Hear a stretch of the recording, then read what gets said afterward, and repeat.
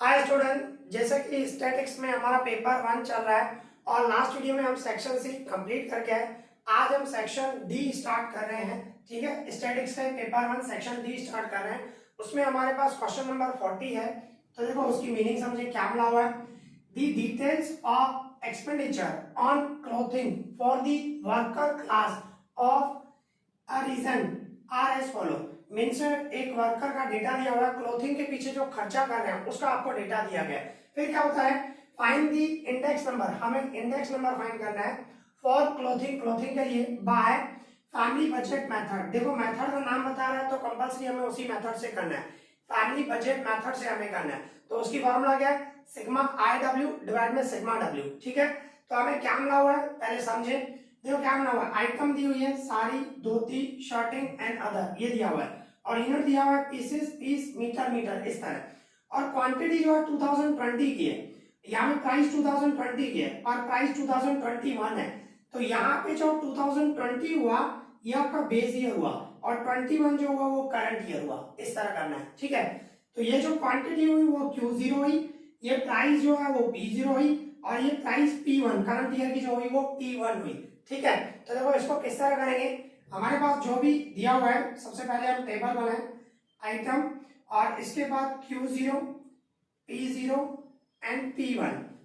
Unit लिखने की जरूरत नहीं है। ठीक है, आइटम लिखा फिर Q0, P0 एंड P1। तो आइटम हमारे पास कौन सी है, टेबल बनानी पड़ेगी इस तरह, साड़ी, धोती एंड शर्टिंग। ठीक है, और इसके बाद है अदर, ये हमारा दिया हुआ है। और इसके बाद Q0 में ये दिया हुआ है 5, 8 एंड 20, 15। ठीक है, ये हमें Q0 क्वांटिटी दी हुई है और इसके बाद प्राइस जो है वो P0 हमें दिया हुआ है 370, 32.40 एंड 20.90। ठीक है, ये हमारा P0 और ये P1 हमारा 400, 100, इसके बाद 38 एंड 23.80। ठीक है, इसमें हमें फैमिली बजट मेथड से इंडेक्स नंबर निकालना है। तो फैमिली बजट मेथड से इंडेक्स नंबर की फॉर्मूला क्या होती है हमारी, इंडेक्स नंबर इक्वल्स टू, उसकी फॉर्मूला होती है सिग्मा आई डब्ल्यू डिवाइड में सिग्मा डब्ल्यू, जहां पे आई क्या है और डब्ल्यू क्या है। W weightage, I index number. तो हमें ये दोनों फाइंड करने पड़ेंगे, आई और डब्ल्यू। तो वो कैसे फाइंड करेंगे, सबसे पहले समझो हम डब्ल्यू फाइंड कर रहे हैं। डब्ल्यू की फॉर्मूला होती है P0 Q0। ठीक है, और आई की फॉर्मूला होती है P1 डिवाइड में P0 into 100, means price of current year divide में price of base year into 100। ये इंडेक्स नंबर में इस तरह फाइंड करते हैं। और W P0 Q0 इन दोनों का मल्टीप्लाई करते हैं। तो P0 Q0 मीन्स इन दोनों का मल्टीप्लाई करेंगे। ठीक है, तो हमें W मिल जाएगा 1500 और इसके बाद इन दोनों का मल्टीप्लाई, फिर इन दोनों का मल्टीप्लाई। ठीक है, तो क्या होगा 648, फिर इन दोनों का मल्टीप्लाई करेंगे 15 और 20.90, इन दोनों का मल्टीप्लाई करेंगे तो क्या आएगा 313.5, 313.5, इस तरह आया। ये हमारा W हो गया।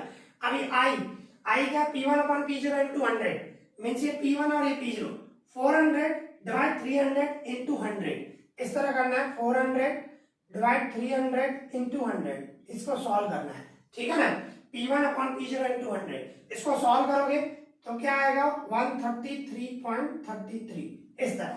और इसके बाद 100 डिवाइड 70 इंटू 100। ठीक है, 100 डिवाइड 70 इंटू 100, ये सॉल्व करोगे तो क्या आएगा, इस तरह आएगा 142.86, 142.86। मैंने सॉल्व करके रखा है, अगर जो एक एक कैलसी पे करूंगा तो वीडियो बहुत बड़ा हो जाएगा इसकी वजह से। ठीक है, इसके बाद 38 डिवाइड 32.40 इंटू 100, इसको सॉल्व करोगे तो क्या आएगा 117.28, इस तरह। और इसके बाद 23.80 डिवाइड 20.90 इंटू 100, इसको सॉल्व करोगे तो क्या आ जाएगा 113.88। ठीक है, ये आएगा। इसके बाद हमें क्या फाइंड करना है, आई डब्ल्यू आई और डब्ल्यू का मल्टीप्लाई करना है क्योंकि हमें फॉर्मूला में चाहिए। तो इन दोनों का हम मल्टीप्लाई करेंगे। ठीक है, तो इन दोनों का मल्टीप्लाई करेंगे तो क्या आएगा 19995, इन दोनों का मल्टी। इसी तरह इन दोनों का मल्टीप्लाई करना है, ठीक है, तो क्या आएगा, इन दोनों का हम मल्टीप्लाई करेंगे तो आज इन दोनों का मल्टीप्लाई 80001.6, ठीक है, फिर इन दोनों का मल्टीप्लाई करेंगे 648 एंड 117.28, इन दोनों का मल्टीप्लाई करेंगे तो हमें आएगा 75,997.44, ओके। फिर इन दोनों का मल्टीप्लाई करना है, इन दोनों का मल्टीप्लाई करोगे तो क्या आएगा 35,701.38, ठीक है। ये इस तरह हमने मल्टीप्लाई किया, इस तरह हमारी ये टेबल जो है ये कंप्लीट हो गई। इस तरह हमें टेबल बनानी है, ठीक है, ये ध्यान रखना। टेबल बहुत सारे स्टूडेंट टेबल नहीं बनाते हैं, प्लीज सिस्टमेटिक काम करना, सिस्टमेटिक करोगे तब आपकी मार्क्स फुल में से फुल आएंगी, ये ध्यान रखना, ठीक है। इस तरह आपको टेबल बनानी है। फिर क्या करना है आपको, ये एक W का टोटल चाहिए, एक इसका टोटल चाहिए और एक इसका टोटल चाहिए, ठीक है। इसका टोटल करूंगा तो क्या आया 3021.5, ये आएगा, ठीक है। और अभी इनका मैं प्लस करूंगा तो क्या आया 391,695.42, ठीक है, ये आएगा, इस तरह आएगा 391,95.42, इस तरह आएगा। तो ये हमने इस तरह टेबल बना दी। अभी सिंपल है, सिर्फ फार्मूला में वैल्यू, ये जो हमारी फार्मूला है वैल्यू बाय चेक मेथड की, इंडेक्स नंबर फाइंड करेंगे sigma I W divide by sigma W, इसमें हम वैल्यू पुट करेंगे। सिग्मा आई डब्ल्यू हमारा कितना है 391,695.42 और सिग्मा डब्ल्यू मतलब डब्ल्यू का जो टोटल है 3021.5, डिवाइड करोगे तो आंसर क्या आएगा 129.64, ये इस तरह करना है, ओके। तो यहाँ पे ये हमारा क्वेश्चन 4 कंप्लीट हो गया। अभी आगे देखते हैं, ओके। अभी हमारे पास क्वेश्चन नंबर 41 है, तो देखो उसकी मीनिंग समझे क्या मिला हुआ है। क्वेश्चन नंबर 41 क्या होता है, कैलकुलेट दी रियल वेजेस, हमें रियल वेजेस फाइंड करनी है ऑफ अ वर्कर, एक वर्कर की worker class from the following data, नीचे हमें डेटा दिया गया है अबाउट देयर मंथली वेजेस, उसकी मंथली वेजेस दी हुई है, एवरेज मंथली वेजेस, उसमें से हमें क्या फाइंड करना है, रियल वेजेस फाइंड करनी है।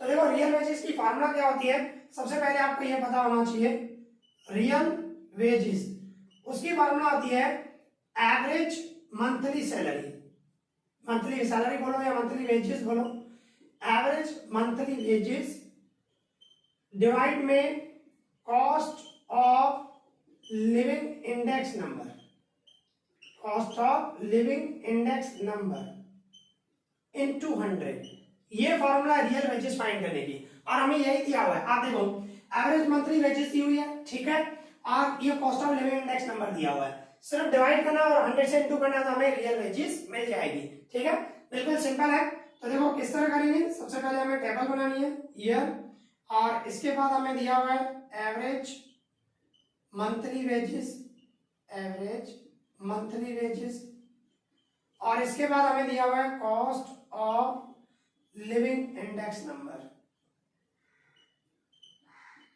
Cost of living index number, ठीक है, और हमें फाइंड क्या करना है, रियल वेजेस फाइंड करना है, ठीक है। तो देखो किस तरह करेंगे, सिंपल है, सबसे पहले हम इस तरह पहले टेबल बना दें। देखो हमें रियल वेजेस फाइंड करनी है, ठीक है ना, सबसे पहले आप फॉर्मूला लिख देना और उसके बाद ये टेबल बनाना।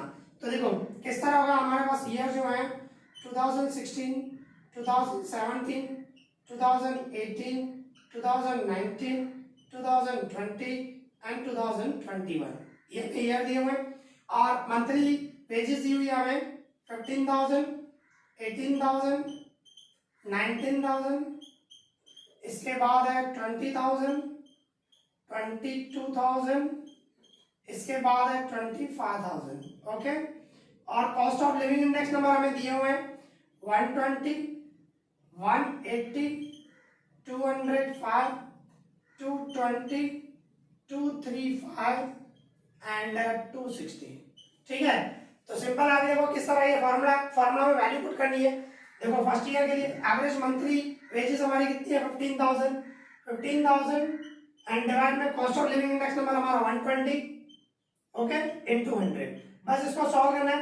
15,000 इंटू 100 डिवाइड 120 करो तो हमें मिल जाएगा, क्या आएगा 12,500। तो हमारी रियल वेजेस आई 12,500, ये फर्स्ट ईयर की। इसी तरह सेकंड में 18,000 डिवाइड 180 इंटू 100, इसको सॉल्व करोगे तो क्या आएगा 10,000। ओके, इसी तरह 19,000 डिवाइड 205 इंटू 100, ठीक है, तो क्या आएगा 9268.29, ठीक है, इस तरह आएगा।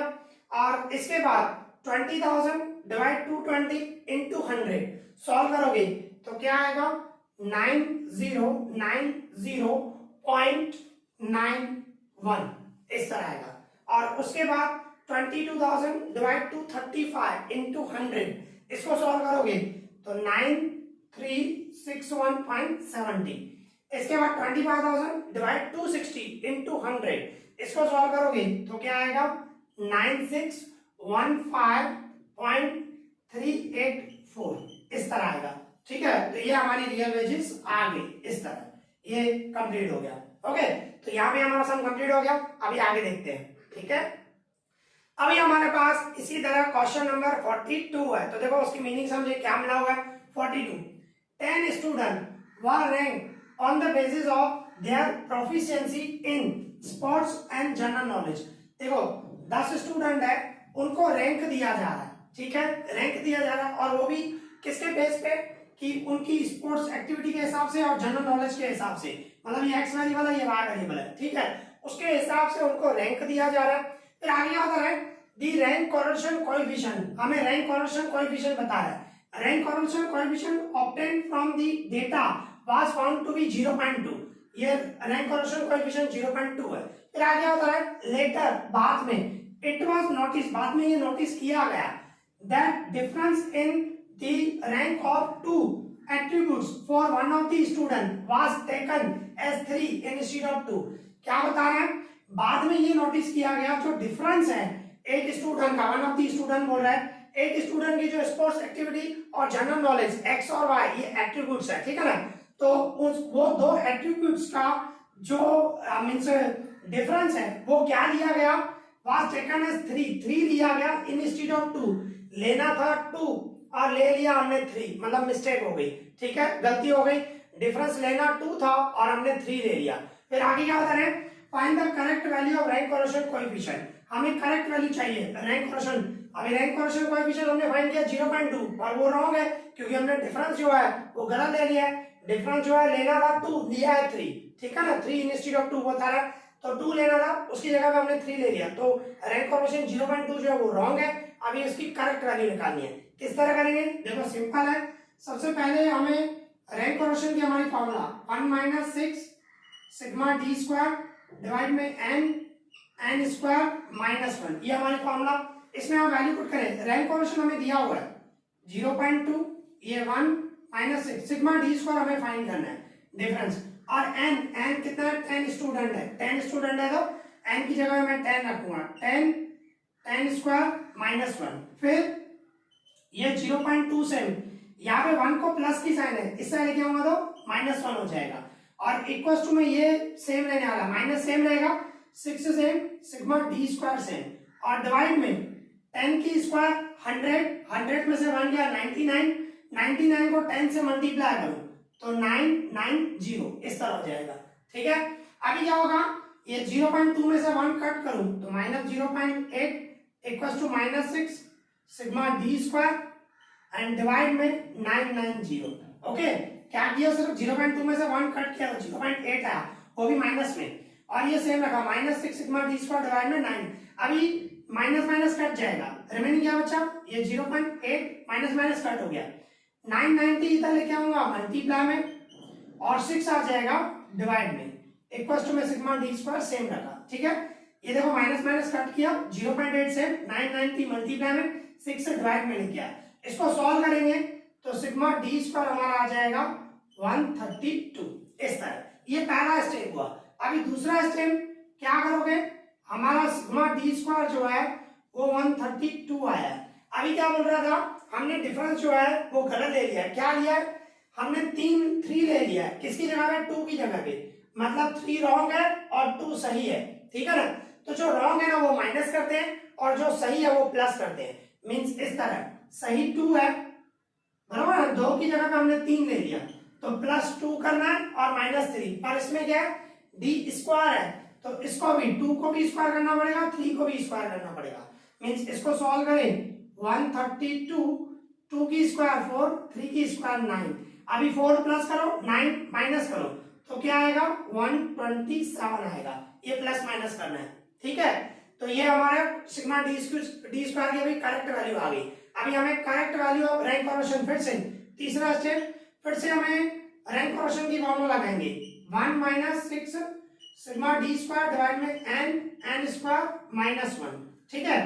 तो 1 minus 6n sigma D square आपका कितना है ये 127 करेक्ट वैल्यू, और एन आपका 10 तो 10 स्क्वायर माइनस 1, 1 माइनस 6 को मल्टीप्लाई करूं 127 इंटू 6 मल्टीप्लाई करूंगा तो 762 आएगा, 762, और डिवाइड में 990। किस तरह मैंने बताया आपको 10 की स्क्वायर 100 में से बन गया 99 को 10 से मल्टीप्लाई किया, ओके।